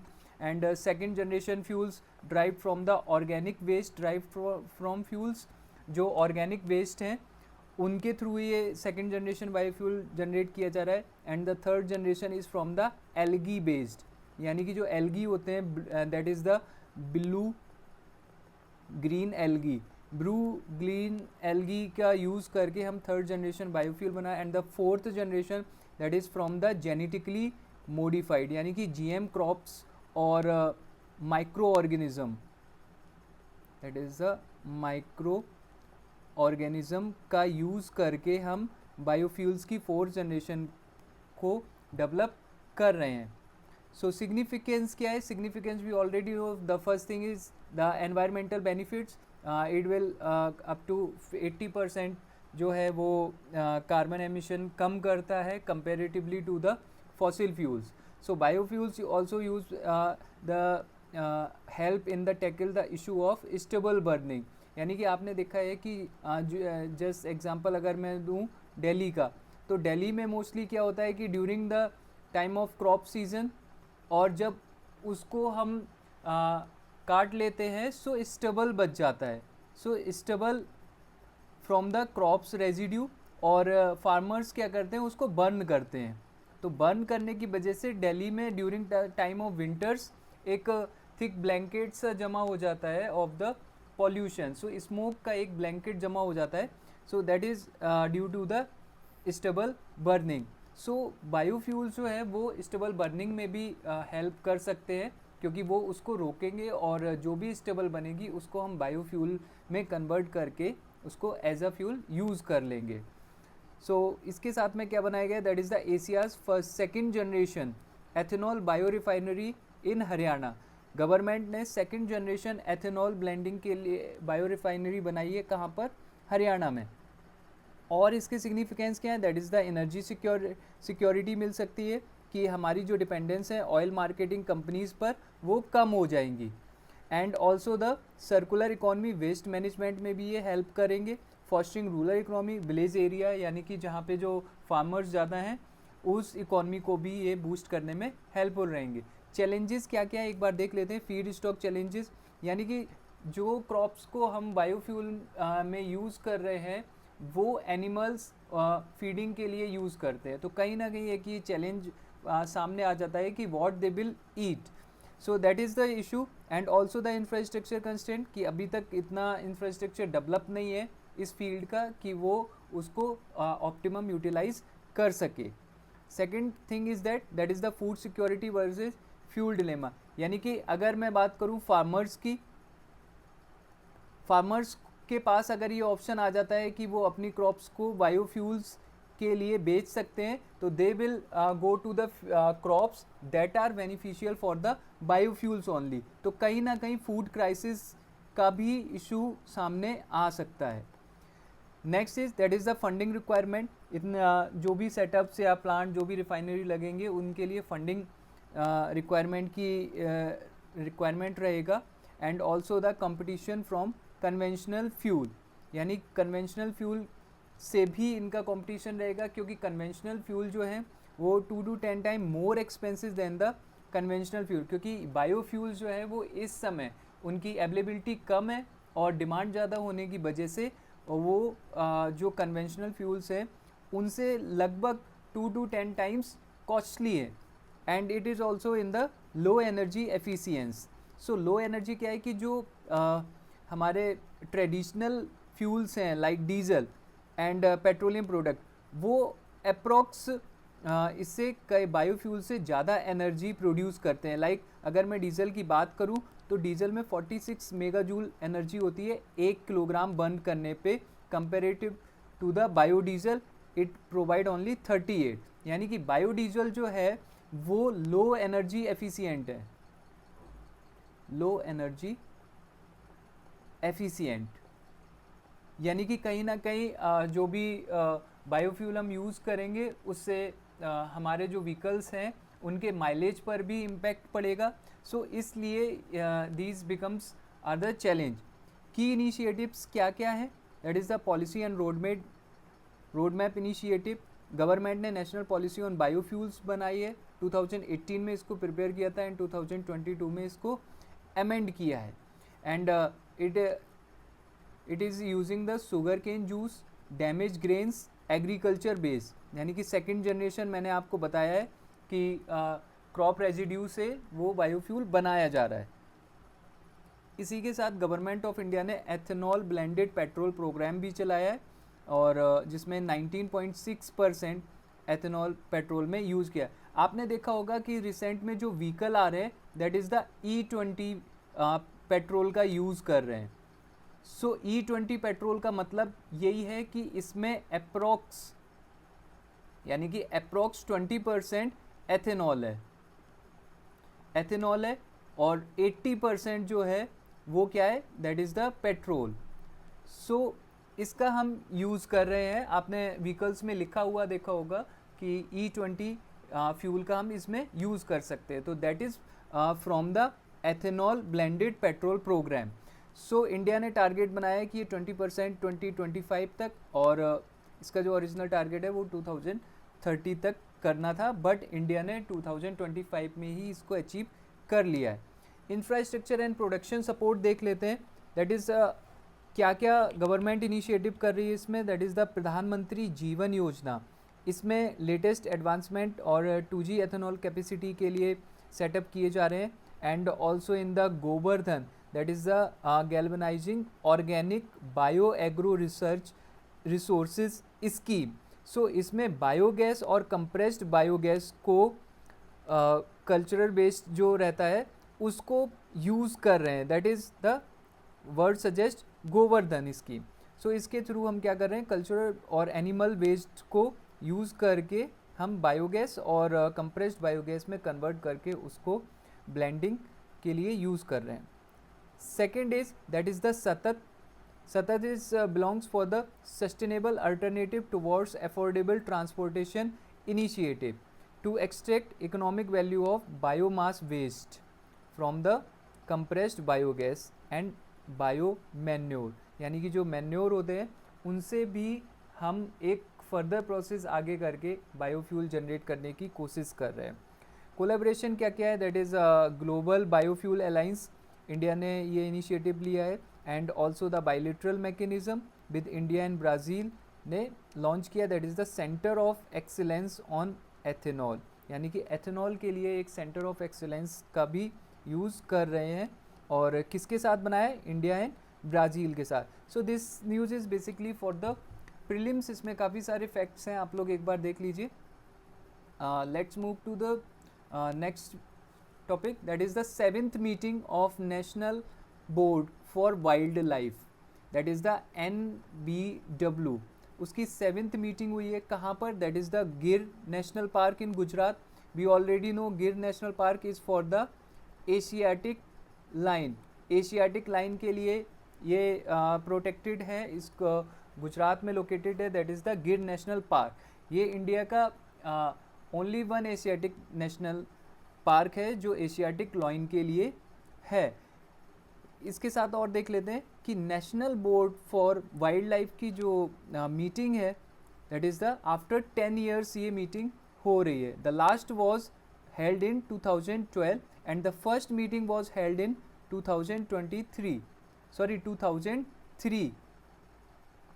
During the meeting, Prime Minister released the report of first ever river dolphin estimation. यानी कि डॉल्फिन के ऊपर भी यहाँ पर बात की गई है और इंडिया में approximately that is the 6,327 dolphins हैं। Prime minister also announced the initiative 16th cycle of line estimation to conduct in 2025. So lines की पॉपुलेशन के लिए भी एस्टिमेशन की बात करिए जो 2025 तक कंप्लीट होना है। Last one was done in 2020। National board for wild life के बारे में देख लेते हैं। It is a statutory body and statutory body के बारे में बता दूं, it comes under the ministry, यानी कि ये कोई भी स्टैट्यूटरी बॉडी है वो किसी ना किसी मिनिस्ट्री के अंडर में आके काम कर रही होगी। And it was establish in 2003 और इसमें अमेंडमेंट किससे किया गया, that is the wild life protection act 1972 in 2002 में इसको पास किया गया और 2003 में as a statutory body establish किया गया. Okay, so let's move to the next news, that is the 7th meeting of National Board of Wildlife. यानी कि रिसेंट में 7th मीटिंग हुई. कहाँ पर हुई, that is in the Gir national park in Gujarat. We already know Gir national park is famous for the asiatic lion. Asiatic lion के लिए Gir national park famous है. It is the only one in the India that is protected for the asiatic line.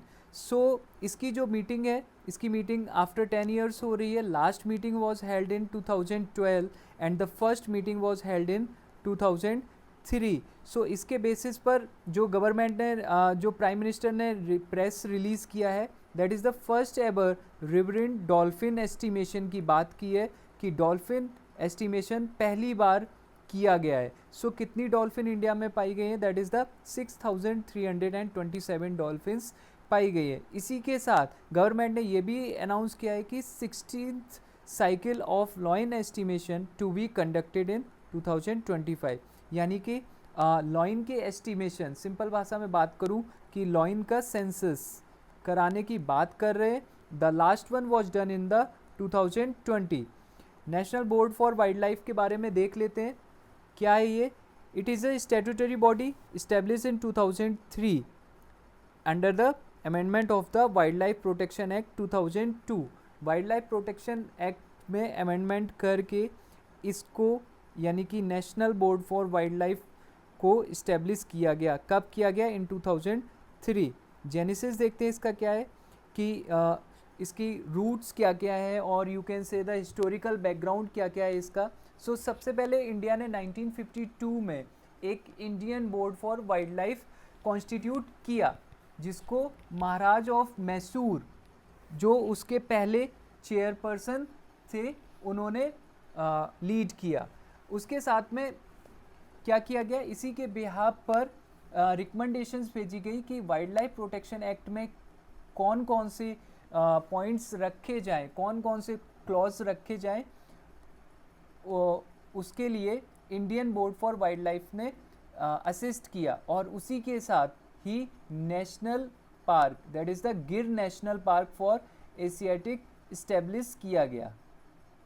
यानी कि मैं ये कह सकता हूँ सिंपल टर्म में कि एशियाटिक नेशनल पार्क का जो इस्टेब्लिशमेंट है that is with the help of Indian board for wild life के थ्रू किया गया.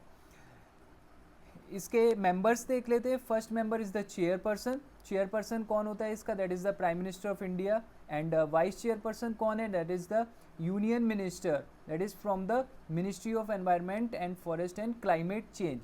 मेंबर सेक्रेटरी ऑफ बोर्ड देखते हैं कौन होता है, that is the additional DG यानी कि director general of forest and director of wild life preservation.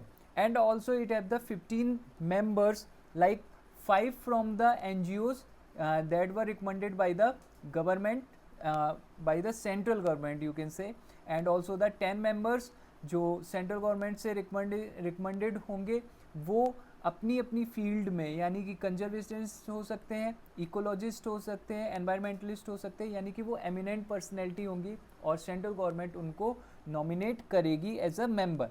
इसके साथ ही एक स्टैंडिंग कमेटी भी बनाई गई है that is the NBWL and committee by the national board. और उस कमेटी का चेयरपर्सन कौन होगा, that is the minister of environment and forest climate change. यानी कि पार्लियामेंट में इस तरीके की एक स्टैंडिंग कमेटी भी है. फंक्शंस क्या क्या हैं देख लेते हैं. That is the conservation and framing policies and also making recommendations and carrying out the impact assessment. यानी कि अगर कोई भी प्लान गवर्नमेंट लेके आती है तो उसका इम्पैक्ट क्या क्या होगा उसका असेसमेंट भी ये बोर्ड करता है. कंसर्न क्या क्या है, the first is approval of the projects. यानी कि बहुत सारे जो प्रोजेक्ट प्रोटेक्टेड एरिया में चलाए जाते हैं उनसे रिलेटेड कंसर्न जो हैं. और लाइक यहाँ पर मैंने एक एग्जांपल दिया है that is the Ken Betwa linking project. Ken Betwa linking project को आपको पता होना चाहिए दैट इज़ द, अगर मैं एग्जांपल दूँ, ये केन है, ये बेतवा है, इन इसके पास का जो वाटर सरप्लस एरिया है, केन बेतवा रिवर के पास का जो वाटर सरप्लस एरिया है, वहाँ से जो इसके आसपास का वाटर स्कार एरिया है, वहाँ पर पानी को, यानी कि रिवर को लिंक करके वहाँ पर पानी पहुँचाने की बात की जा रही है। बट यहाँ पर इशू क्या आ रहा है कि यहाँ पर एक पन्ना टाइगर रिजर्व है, पन्ना टाइगर रिजर्व है, जहाँ से ये रिवर फ्लो हो रही है। तो उसकी वजह से क्या हो सकता है कि अगर हम इसको लिंक करते हैं तो वहाँ पर फ्लड्स आने के चांसेस हैं।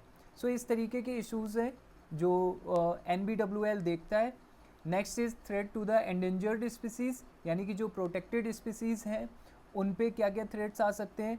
And reduce role of independent members, यानी कि 2014 से स्टैंडिंग कमेटी की 50 मीटिंग्स हुई हैं, बट उसमें मेंबर्स जो है इंडिपेंडेंट मेंबर्स हैं, यानी कि जो 15 इंडिपेंडेंट मेंबर्स बनाए गए थे उनका रोल भी कम हो गया है। And also it neglected the local community opinion, यानी कि जो लोकल कम्युनिटी है उसकी ओपिनियन को भी निगलेक्ट किया जा रहा है। And also the insufficient monitoring post clearance, यानी कि लास्ट 5 ईयर में सिर्फ 718 प्रोजेक्ट्स को ही प्रपोजल मिला है। So these are the concern. So जो अभी हमने बात की थी कि फर्स्ट रिवरिन डॉल्फिन का सेंसस कराने की बात हो रही है कि उस पर सर्वे किया जाएगा, तो एक बार उसको भी मैंने न्यूज़ में कवर किया है। That is the first ever comprehensive survey of river dolphin. River dolphin का फर्स्ट सर्वे हुआ जिसमें 6327 dolphin mainly in Ganga and Brahmaputra and Indus river basin, यानी कि इंडिया में जो मेनली रिवर है that is the gangetic dolphin. Gangetic dolphin पाई जाती है जो कहाँ कहाँ पर, that is in the Ganga, Brahmaputra and also the Indus river basin, यानी कि 3 जगह पर इस एरिया में डॉल्फिन्स पाई जाती हैं। सो देखते हैं the it was conducted under the project dolphin. So wild life institute of India ने प्रोजेक्ट डॉल्फिन स्टार्ट किया था इन 2020 में। सो इसी के अंडर में ये सर्वे कंडक्ट कराया गया। रिपोर्ट की फाइंडिंग क्या है, that is publish in the report. Report का टाइटल क्या है, that is the population status of river dolphin in India 2024। That is also important point for the prelims. और की फाइंडिंग्स क्या क्या है, first is the, we already know that is the decline in over time, कि हाँ Ganga river dolphins की population 4 से 5 हज़ार in the end of 20th century drop हुई है अबाउट 1800, यानी कि 4 से 5 हज़ार थी और जिनमें से 1800 अप्रॉक्स कम भी हुई है। पॉपुलेशन क्या है, that is the Gangetic dolphin जो है वो 6324 है and Indus river dolphin only 3 है। And Uttar Pradesh has the highest dolphin population. So first state जहाँ पर सबसे ज़्यादा डॉल्फिन है that is the UP, second is the Bihar and third is the West Bengal and fourth is the Assam. So this is the sequence कि हाँ ये declining का sequence है। सबसे ज़्यादा रिवर डॉल्फिन कहाँ पर है, that is in the Uttar Pradesh and उसके बाद बिहार। इंडस रिवर डॉल्फिन के बारे में एक बार देखते हैं। Indus river dolphin in India currently observe in Beas river. So mainly Beas river में जो 3 डॉल्फिन पाई है वो इंडस रिवर डॉल्फिन कैटेगरी में है and it is a umbrella species. इसको अम्ब्रेला स्पीसीज़ क्यों बोले हैं, क्योंकि ये हैबिटेट और बायोडाइवर्सिटी के लिए एक की रोल प्ले करती है, यानी कि ये बहुत ही ज़्यादा इम्पैक्टफुल रहती है और एनवायरनमेंट और डिग्रेडेशन को भी ये मेज़र करने में हेल्पफुल रहती है। गंगेटिक डॉल्फिन के बारे में देखते हैं। गंगेटिक डॉल्फिन इनकी लोकेशन क्या है, that is the Ganga, Brahmaputra, मेघना एंड संगू कर्णफुली रिवर जो इंडिया और बांग्लादेश के बीच में फ्लो हो रही है वहाँ पर है, विद फ्यूअर इन ट्रिब्यूटरीज इन नेपाल। कुछ अमाउंट में, सर्टेन अमाउंट में नेपाल जो ट्रिब्यूटरी जा रही है उनमें भी गंगेटिक डॉल्फिन पाई जाती है। India is the home of 90% of the world Ganga river dolphin. मैंने पहले ही बताया कि इंडिया में सबसे ज़्यादा गंगा रिवर डॉल्फिन पाई जाती है and it is also the national aquatic animal of India. So ये नेशनल एक्वेटिक एनिमल भी है और इसका लोकल नेम जो है that is the Susu. Susu इसको क्यों बोला जा रहा है? Because it makes a sound during the breath, कि एक नॉइज़ प्रोड्यूस करते हैं सांस लेते टाइम, जैसे कई बार हम लोग तेज़ी से जब सांस लेते हैं तो उस तरीके का ये, तो उसी के नाम पे इसका नाम सूसू रखा गया है। और इसकी एक और इम्पॉर्टेंट चीज़ है, that is the blind. These river dolphin यानी कि Gangetic river dolphin are blind, यानी कि ये ब्लाइंड होती हैं। ये इकोलोकेशन का यूज़ करके, अपने सेंसर्स का यूज़ करके इकोलोकेट करके ये फ्लो करती है। It is the apex predator, यानी कि ये सबसे बड़ी है अपने फूड चेन में, and it is also known as the tiger of the Ganges, and it is protected under CITES के अपेंडिक्स 1 में दिया गया है, and also in the schedule 1 of the wild life protection act 1972, and IUCN का status इसका क्या है? Endangered है, and it is a indicator species. Indicator species के बारे में मैंने बताया कि हाँ, ये स्टेटस प्रोवाइड कराते हैं किसको? इकोसिस्टम प्रोवाइड कराते हैं अदर स्पीसीज़ को। It provide a overall condition of ecosystem of the other species in that ecosystem. And socialization क्या है? ये सोशलाइज नहीं होती, मोस्टली ये छोटे ग्रुप्स में, और कई बार ये अकेले ही फ्लो करती है, यानी कि इनके बीच में सोशलाइजेशन नहीं होता।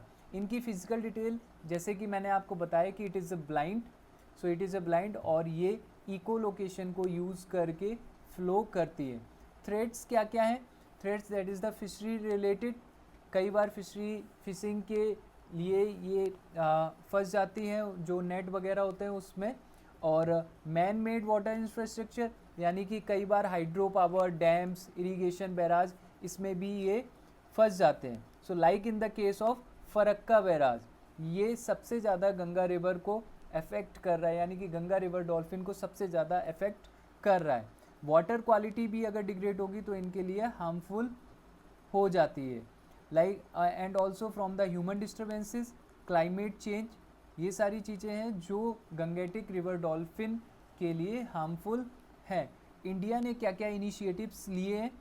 That is the comprehensive action plan till the year of 2022 to 2047, यानी कि एक ministry of forest and climate change ने एक प्लान किया है that is focused on the river dolphin protection, उनके हैबिटेशन इम्प्रूवमेंट में, and by the schemes of the by the development of wildlife habitat schemes.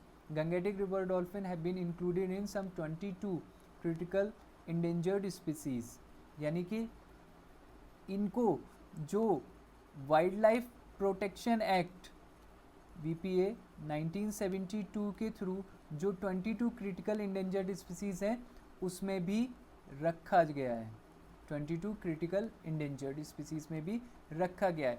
इनके प्रोटेक्टेड एरियाज़ क्या क्या हैं जो बनाए गए हैं? That is the Vikramshila dolphin sanctuary in Bihar.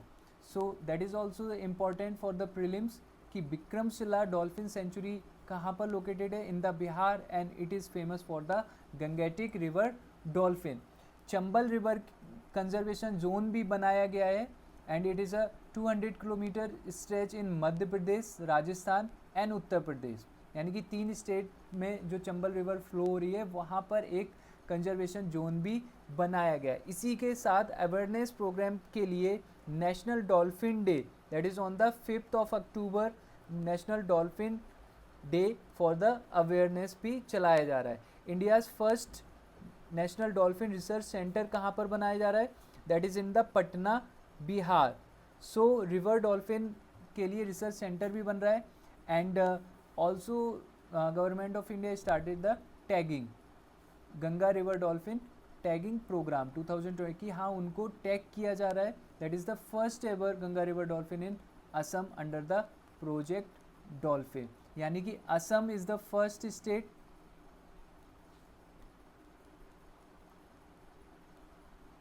जहाँ से गंगा रिवर डॉल्फिन की टैगिंग को स्टार्ट किया गया है। Let's move to the next topic that is from the polity governance. So देखते हैं एक बार Maharashtra has establish a dedicated cell for mercy petition. Mercy petition यानी कि जो लोग supreme court, high court, governor और मे बी द प्रेसिडेंट के लिए मर्सी पेटिशन जिन्होंने भेजी हुई है अपने क्राइम के अगेंस्ट में, उसके लिए Maharashtra become the first one जिसने एक डेडिकेटेड सेल बनाई है under the additional secretary of home, कि हाँ उनकी पेटिशंस जो डेथ रो कन्विक्ट है, जिनको फांसी की सज़ा हो रखी है, उसके लिए एक डेडिकेटेड सेल बनाया है कि उनके लिए फास्टर एडॉप्शन किया जा सके, यानी कि उनकी जो मर्सी पेटिशंस हैं उनको फास्टरली देखा जा सके। So this decision was comes under the directive of supreme court in 2024 में सुप्रीम कोर्ट की गाइडलाइन थी कि हर स्टेट को मर्सी पेटिशन, क्योंकि सुप्रीम कोर्ट के पास इतने सारे केसेस होते हैं, इतनी सारी मर्सी पेटिशंस होती है, प्रेसिडेंट के पास इतनी सारी मर्सी पेटिशंस होती है जिन पर गौर नहीं किया जाता, तो टाइम बीइंग उनको जजमेंट मिलने में बहुत ज़्यादा देरी हो जाती है। इसलिए ये बात की गई थी सुप्रीम कोर्ट के थ्रू कि हाँ एक डेडिकेटेड सेल बनाया जाए।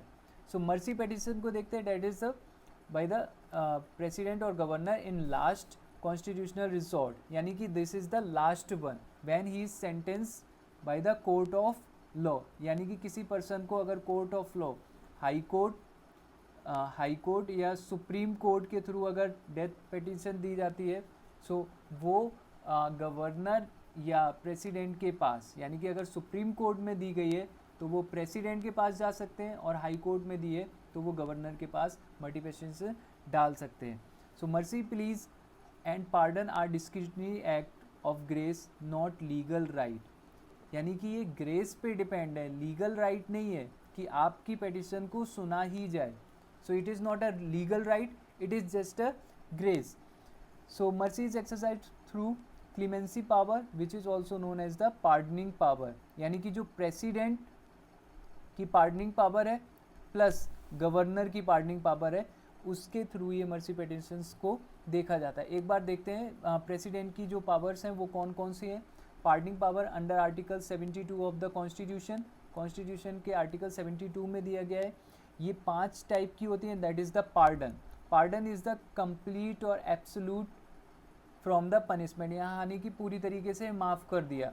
That is the respite is the lesser punishment due to special circumstances like disability और प्रेगनेंसी, यानी कि कोई भी अगर डेथ रो में है और उसको स्पेशल सर्कमस्टांसेस में पनिशमेंट उसको लेस किया जा सकता है, like in the case of death वो उसको लाइफ टाइम इम्प्रिजनमेंट में कन्वर्ट कर सकते हैं। So that is the lesser punishment. And reprieve is the temporary stay of execution, यानी कि उस पर टेम्परेरी स्टे लगाया जा सकता है कि वो उनको टाइम दे दे कि वो दोबारा से उस चीज़ पे काम कर सके और अपने आप को प्रूफ कर सके। Commute, that is the replace of punishment with a lesser one. So example that is the death to life imprisonment, यानी कि ये रिप्लेस भी कर सकता है। And you can say commute and respite is also similar, but जो respite है वो स्पेशल सर्कमस्टांसेस में दिया जाता है। That is the main point कि हाँ ये स्पेशल सर्कमस्टांसेस है कि अगर कोई पर्सन है वो डिसेबल है तो उसको किया जाता है, बट कम्यूट जो है वो जनरलाइज टर्म है, ये किसी को भी दिया जा सकता है अगर प्रेसिडेंट या गवर्नर इस चीज़ पर देखता है। President's power extend to the court martial cases, ये एक डिफरेंस है, difference between the power of president and governor और प्रेसिडेंट की पावर के बीच में ये थोड़ा सा डिफरेंस है कि प्रेसिडेंट की पावर जो है वो कोर्ट मार्शल केसेस में, यानी कि आर्म फोर्सेस में जो भी डिसीजंस लिए गए हैं किसी पर्सनल पे, सो उस पर भी प्रेसिडेंट के पास पावर है, बट गवर्नर के पास इस तरीके की पावर नहीं है। गवर्नर की पावर्स देख लेते हैं, that comes under article 161। So इसमें क्या है, governor too has pardoning powers but these do not extend to death sentence and court martials, यानी कि गवर्नर, मैंने कोर्ट मार्शल के बारे में आपको बताया कि कोर्ट मार्शल के लिए गवर्नर के पास पावर नहीं है, और उसके साथ साथ डेथ सेंटेंसेस को भी माफ़ करने की या पार्डनिंग पावर गवर्नर के पास नहीं है।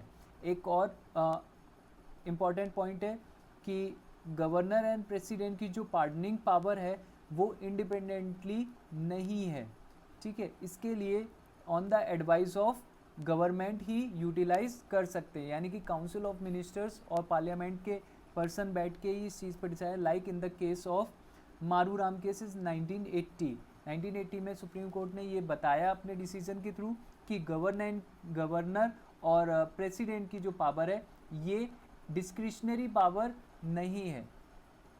So that is the news. Let's move to the next point, that is the Sansad Bhashini initiative. मैंने आपको बताया कि it is a AI। Government ने अपने इंडिया AI मिशन में लास्ट टाइम जो हमने डिस्कस किया था उसमें संसद भाषिनी इनिशिएटिव लिया है।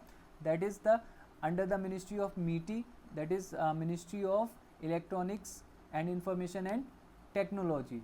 So it is a AI power multilingual parliamentary operations, यानी कि इट इज़ अ मल्टीलिंगुअल, बहुत सारी भाषाओं में ये पार्लियामेंट्री ऑपरेशंस को कन्वर्ट कर सकते हैं। इसका एम क्या है? To leverage the artificial intelligence to enhance multilingual support through Bhashini and streamline parliamentary operation, यानी कि स्ट्रीमलाइन भी करना है और उसके साथ डिफरेंट यानी कि मल्टीलिंगुअल भाषाओं में उसको कन्वर्ट करें, जिससे कि ये पब्लिक के लिए और अदर रीजनल एरियाज से आए हुए मेंबर्स जो हैं उनके लिए एसेसिबल हो जाए। So Bhashini is a AI powered language translation, इस पर हम बात कर चुके हैं। एंड की इनिशिएटिव क्या क्या है? That is the AI based translation है। इसमें ये ट्रांसलेट करता है।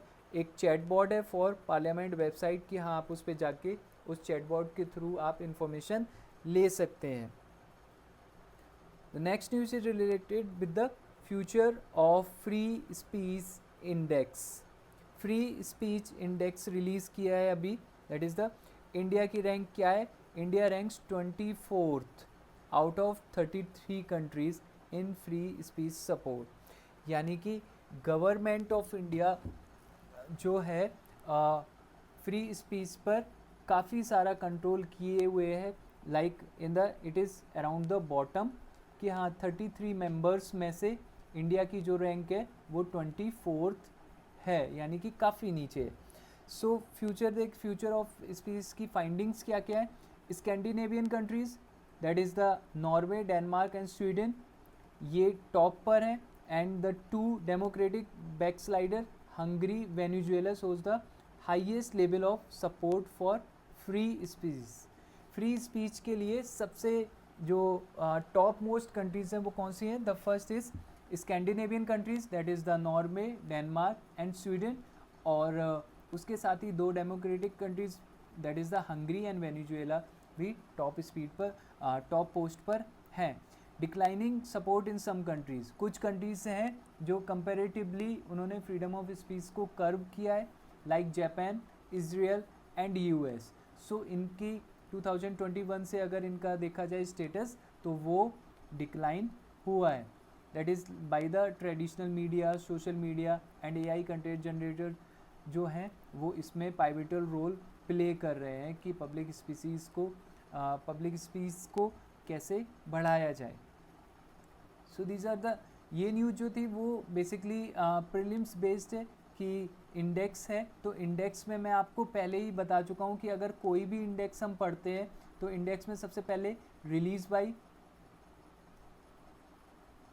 रिलीज़ कौन कर रहा है, उसका ऑब्जेक्टिव क्या है, और मोस्टली इंडेक्स तो बहुत सारे होते हैं बट इंडेक्स पे हमें जो फोकस करना होता है जहाँ पर इंडिया की रैंक दी हुई होती है। और मैंने आपको बताया भी है कि इंडेक्सेस को आप 3-4 पार्ट में डिवाइड कर लें, जैसे कि इंडिया की रैंक जहाँ पे 0 to 50 है, एक पार्ट वो आप इंडेक्सेस लिख लीजिए, रिपोर्ट्स लिख लीजिए, और जहाँ पे 51 से 100 है उस कैटेगरी, उस टेबल पे आप लिख लीजिए कि कौन कौन सी रिपोर्ट है जहाँ पर इंडिया की रैंक 51 से 100 है, और 101 से 150 लिख लीजिए कि इंडिया की रैंक किस में है। तो इससे क्या होगा कि आपके पास एक कैटेगराइजेशन हो जाएगा और आप इजीली उस इंडेक्स को या उस रिपोर्ट को याद कर लेंगे। So these are the points. Let's move to the next point, that is the bilateral investment treaty. Bilateral we already know कि दो कंट्रीज के बीच में जो ट्रीटी होती है उसको बायलैटरल बोलते हैं. So in the union budget 2025 India revise the model of bilateral treaty investment treaty. So क्यों? क्योंकि उससे इन्वेस्टर फ्रेंडली हो गया, यानी कि दो कंट्रीज़ के बीच को इशू को रिजॉल्व करना ज़्यादा पॉसिबल है comparatively to the multilateral. So India जो फोकस कर रही है वो बायलैटरल इन्वेस्टमेंट ट्रीटीज़ पर फोकस कर रही है. It is also referred as the, इसको और क्या बोलते हैं, इंटरनेशनल इन्वेस्टमेंट एग्रीमेंट्स भी बोला जाता है. So it will provide a tool for providing assurance to foreign investors. Foreign investors को ये प्रोटेक्शन प्रोवाइड करा रहे हैं.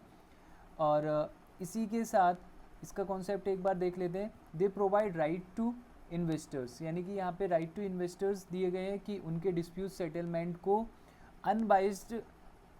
अनबाइस्डली सॉल्व किया जाएगा, like in the home states, inventing like US वगैरह में जैसे होता है उस तरीके से. And India approve the new model of BIT tax in 2015. 2015 में गवर्नमेंट ऑफ इंडिया ने दैट इज़ एक मॉडल रिप्रेजेंट किया था which replace the India's model BIT, that is the bilateral investment treaty 1993 को वो रिप्लेस कर रहा है. उसके बाद से अभी तक इसमें अमेंडमेंट्स नहीं हुए थे. सो 2015 के मॉडल में क्या क्या चीज़ें रखी गई है, that is the comprehensive economic cooperation agreements and also the comprehensive economic partnership agreements and also the free trade agreement. यानी कि ये सारे जो हैं, जो भी ये इकोनॉमिक रिलेटेड एग्रीमेंट्स हैं वो किससे रेगुलेट हो रहे हैं, by the model text of 2015 of BIT. Recent country देख लेते हैं जिसने BIT साइन किया है, उज्बेकिस्तान इन 2024 एंड UAE. दो कंट्रीज़ हैं जिन्होंने रिसेंट में बायलैटरल इन्वेस्टमेंट ट्रीटी को साइन किया है. इश्यूज़ क्या क्या है इंडिया के साथ एक बार देख लेते हैं. Ambiguity it means the clarity नहीं है इन्वेस्टमेंट को लेके. कस्टमरली इंटरनेशनल लॉज जो होते हैं उसमें कई बार गवर्नमेंट ऑफ इंडिया के जो नॉर्मल लॉज है बिजनेस के वो आपस में क्लैश करते हैं जिससे डिस्प्यूट राइज होता है. सो लाइक इन द, मैंने यहाँ पर एक एग्जांपल भी दिया, India received 37 notice of dispute जिसमें से 8 अभी भी एक्टिव हैं. सो इस तरीके की एम्बिग्यूटी बनी रहती है. Mandatory waiting period to exhaust local remedies, यानी कि बहुत ज़्यादा वेटिंग पीरियड रहता है because we already know our judiciary is already overburden. So settlements नहीं हो पाते. Restrictions on jurisdiction of ISDS tribunal, यानी कि कुछ बेसिस पर जो इंटरनेशनल ट्रिब्यूनल है और जो इंडिया के जुरिडिक्शन है उसमें भी क्लैश होता है. And also the limited rights to foreign investors. Foreign investors को यहाँ पे लिमिटेड राइट्स दिए गए हैं. लाइक अभी रिसेंट में पाकिस्तान ने exclusion of most favoured nation से एक्सक्लूड कर लिया. And also the fair and equitable treatment in the standard. जो इस टाइप के स्टैंडर्ड्स हैं उनकी वजह से भी फॉरेन इन्वेस्टर्स को कम राइट मिलता है. And also from the exclusion of tax related regulatory measures, यानी कि टैक्स से भी उनको रिबेट्स वगैरह कम मिलते हैं जिसकी वजह से ये इश्यूज राइज होते हैं. And also tribunal can not mandate policy changes restricting awards to monetary compensation, यानी कि जो ट्रिब्यूनल्स हैं वो पॉलिसी चेंजेस को मैंडेट नहीं कर पाते हैं. So these are some issues जो बायलैटरल इन्वेस्टमेंट ट्रीटी के लिए एक सिचुएशन क्रिएट करते हैं जिनसे गवर्नमेंट ऑफ इंडिया को डील करना होता है. So let's move to the next point, that is the Indian ocean rim association IORA. So India will chair, यानी कि इंडिया इन 2025 से नेक्स्ट 2 ईयर्स के लिए, यानी कि 2025 से 2027 के लिए India will be the chairman of IORA. India chairperson रहेगा. एक बार इसका जेनेसिस देख लेते हैं, क्या बैकग्राउंड है. It is a intergovernmental organisation that establish in the 1997, जो 1997 में बना, and with the vision originating from visit by the Nelson Mandela to India in 1995. जब नेल्सन मंडेला इंडिया आए 1995 में, उसके बाद से इंडिया ने इस ऑर्गेनाइजेशन को बनाने की बात रखी. इसका ऑब्जेक्टिव क्या है? That is the encourage of regional cooperation, यानी कि जो रीजनल कनेक्टिविटी है और कोऑपरेशन है उसका सस्टेनेबल डेवलपमेंट हो सके. कहाँ पर? इंडियन ओशन रीजन एरिया में. इसका सेक्रेटेरिएट कहाँ पे? That is in the Mauritius. And current में इसके कितने मेंबर्स हैं? That is 23 and 12 dialogue partners हैं इसके. इसका गवर्नेंस देख लेते हैं. गवर्नेंस के लिए इसमें काउंसिल ऑफ मिनिस्टर्स अपॉइंट किए जाते हैं. That is the highest decision making body. And Troikaa is a institutional mechanism, यानी कि एक मैकेनिज्म है consisting of the current chair, जो करंट में इसका चेयरमैन होगा, वाइस चेयरपर्सन होगा एंड द फ्यूचर चेयरपर्सन, और पहले के जो चेयरपर्सन रहेंगे वो सारे बैठ के इसमें वो सारे मिलकर एक ट्रोइका बनाते हैं जो IORA के गवर्नेंस में पार्टिसिपेट करते हैं. एक बार फिर से देख लेते हैं इसमें क्या क्या है. जो करंट में उसके चेयरपर्सन होंगे और जो करंट में वाइस चेयरपर्सन होंगे, एंड जो इन फ्यूचर बनने वाले होंगे और जो पहले बने हुए थे, वो सारे मेंबर्स मिलके ट्रोइका का सेटअप करते हैं. इसके फ्लैगशिप प्रोग्राम्स क्या क्या हैं? That is the Indian ocean dialogue IOD, a track 1.5 forum launch in 2013. Indian ocean dialogue ने एक फोरम लॉन्च किया था, दैट इज़ द 1.5. इसमें क्या बोला गया? Encouraging open dialogue among members, यानी कि इंडियन ओशन रीजन के जितने भी मेंबर्स होंगे उनको राइट टू फ्री स्पीच दिया गया है. And also the sustainable development programme that was issued introduce in 2014. So least develop countries के लिए सस्टेनेबल डेवलपमेंट प्रोग्राम्स की बात की है. सो ये पूरा जो है वो इंडियन ओशन रीजन की बात चल रही है. इसके बाद प्रायोरिटी एरियाज़ देख लेते हैं क्या क्या है. That is the maritime safety, we already know in the ocean region, and also the trade and investment facilitation, fisheries management, women's economic, and also the disaster management, academic and science, tourism and blue economy in the field of fisheries को लेके government of India ने जो blue economy का concept release किया है उस पर भी इस IORA का फोकस रहता है. सिग्निफिकेंस क्या क्या है? It is a geo strategic और इकोनॉमिक सिग्निफिकेंस है. वी ऑलरेडी नो कि इंडियन ओशन है वो 75% ऑफ ग्लोबल ट्रेड को कवर करता है and 50% of daily oil consumption, यानी पेट्रोलियम की बात कर रहे हैं. And the intra IORA trade around $800 billion का भी ट्रेड है. सो ये ओशियन रीजन है वो जियो स्ट्रेटेजिक पॉइंट है. Challenges in the other regional organisation like SAARC, BIMSTEC, जो अपने ही पॉलिटिकल इनस्टेबिलिटी और स्टेग्नेशन से जूझ रहे हैं, उनके लिए भी ये सपोर्ट मैकेनिज्म प्रोवाइड कराता है. Safe space, it also provide safe space for the India and other countries to keep out the big powers rivalry, यानी कि इंडियन ओशन रीजन में जो बिग पावर्स हैं वर्ल्ड की, उनसे भी ये प्रोटेक्शन प्रोवाइड कराता है.